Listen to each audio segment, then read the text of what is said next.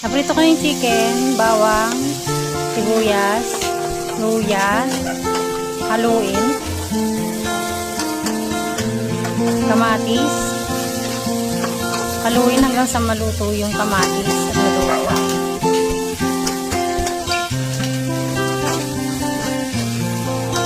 Pag okay na,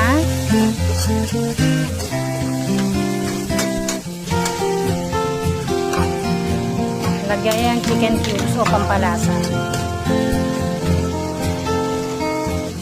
Salt to taste.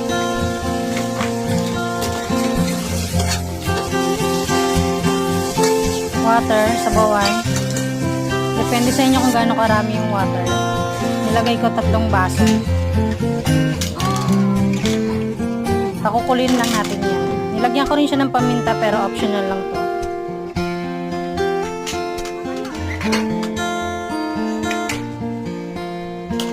Pagkakulo, lagay yung siginigang mix maasim. And then yung miso.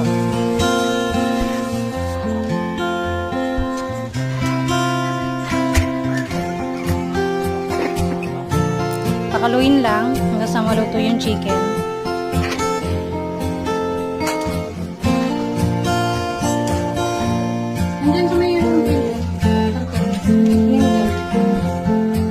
Pag okay na, ilagay ang gulay. Mustasa yung ginamit ko dito.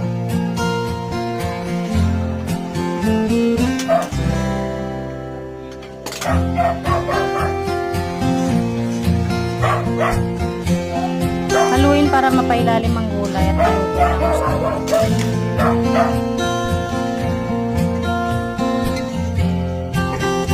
Takpan, pakuluin lang at least 2 minutes.